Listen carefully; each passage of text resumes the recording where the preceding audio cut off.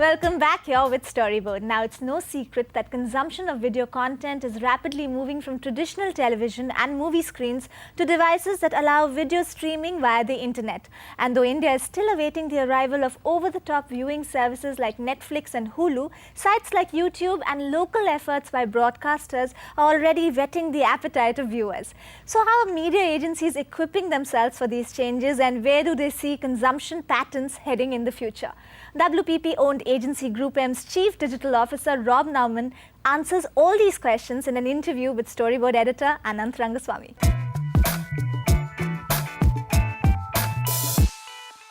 Rob, to begin with, will you see movies in the theatres 10 years from now?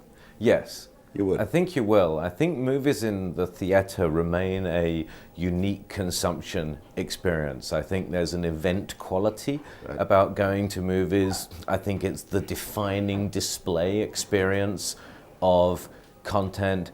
And I think that the theatrical release at movies provides the long-term equity in that property.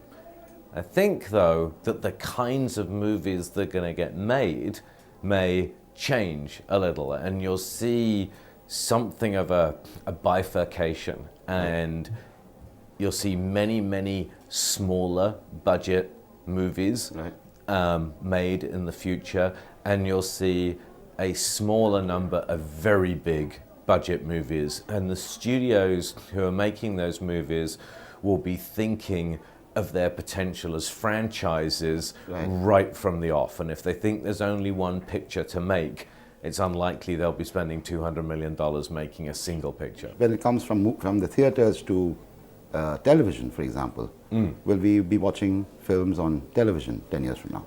Well, we'll be watching them on screens. On screens. Now, whether we think about those screens as television or not, I don't know. I think that people have started buying displays for their home, and they're beginning to divorce the idea of the display from the thing that display is connected to.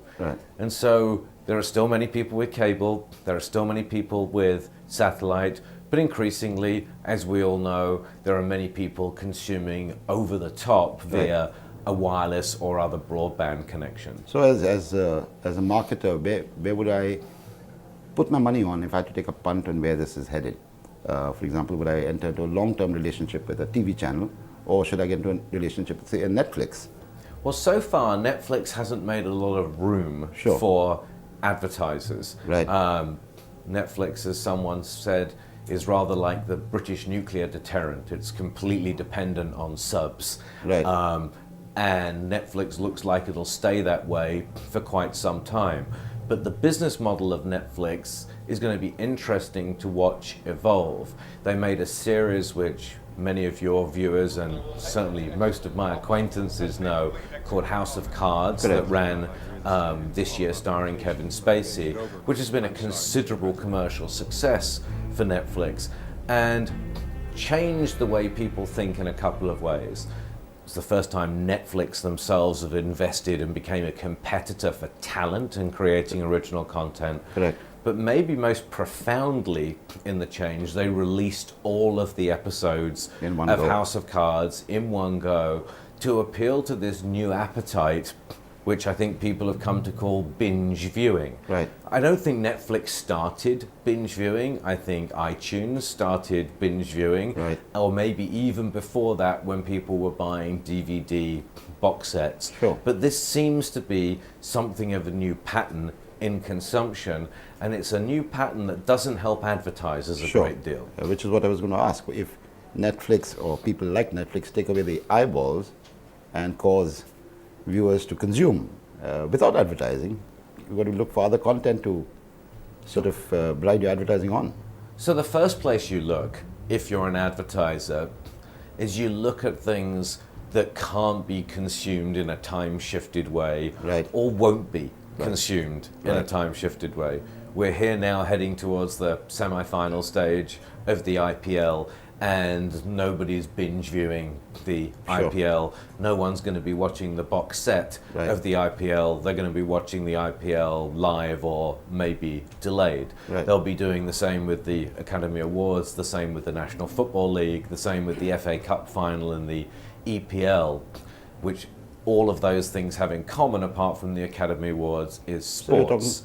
All live events, really. Yeah, live events are going to become increasingly valuable, and when we look at the pricing for the audiences for live events on television, we see those prices go up for two reasons. One, we know people are watching them at the time of broadcast, and second is they're one of the few places where large-scale audiences are still being aggregated simultaneously. It's the rest of the inventory that we have more of a problem with. Now, we think that Netflix is unusual still, and we're still getting very good advertising opportunities on other over-the-top distribution forms. So players like Hulu, for example, offer really good products for advertisers. They offer TV and motion picture quality programming combined with a very light ad load, as in number of commercials within an hour of viewing, and the chance for us to really grab consumer attention. They're also offering us quite a significant range of ad units, from very short 5-second ads to much longer ads, which is creating a new opportunity. Also, the broadcast community has really started to embrace the online distribution of its product. They've embraced it through Hulu, they've embraced it through their own .com extensions of the channels, and of course in India, maybe above any market in the world, broadcasters have directly embraced YouTube as a destination for delayed viewing, and in that environment the advertising is very much available. So how do you see the other OTT platforms growing in the next few years? Leave Netflix aside for the moment. So I think that the other OTT platforms will for the most part be ad funded. I think there is a limited appetite for unlimited subscriptions, if you like. So they will need to be ad funded. I think that the metrics around them, which are going to be very, very important, is going to allow us to enable us to measure viewing in similar ways to the way we do now, because we're actually going to be able to see through the IP address, which of course you have with all OTT viewing, not only the time and the content as something was viewed, but the time that they were tuned to the commercials. And of course, you can be able to insert the commercials at the right time, even if the broadcast and the show is shown at a much later date. And in a way, some of those OTT models will replace the syndication and long-tail cable model that exists in television at the moment. From the conversation we had thus far, if at all there was cause for worry, it would be for those who've got a channel which runs non-current, non-topical, non-live stuff like soap operas and so on and so forth. Where would that get consumed? Where is that headed if a channel ran only stuff like that? I think it's a serious challenge. I think that you will always find some viewers who are very invested personally in particular shows of that nature, but I do think that population is aging.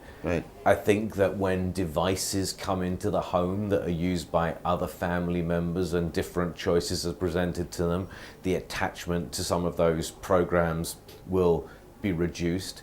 And in England, as in India, we have many famous soap operas, and over time the number of people that are seriously committed to those begins to wane. News, how do you see that being consumed?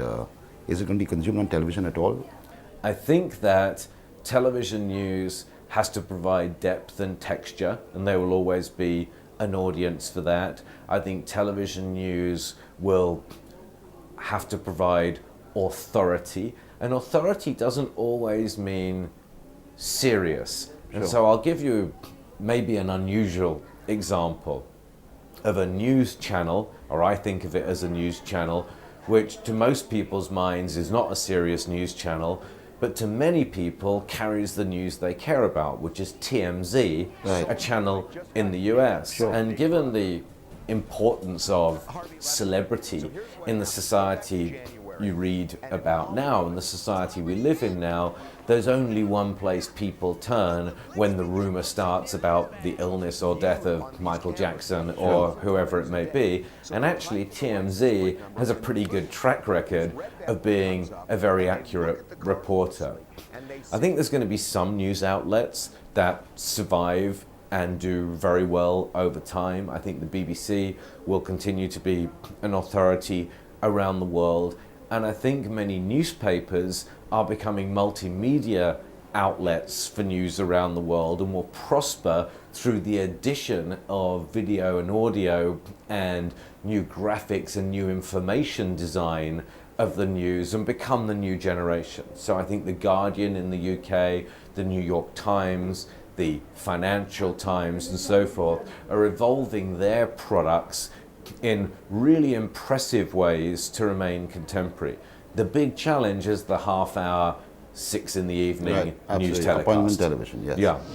Lots to mull about there for broadcasters and marketeers. And here's a quick programming note. On Tuesday, you can catch an interview with GroupM's Apex CEO, Mark Patterson, as well. Let's take another break here on Storyboard. On the other side, action from the IPL. Pepsi dismisses media rumors and Vodafone's innovative social media campaign.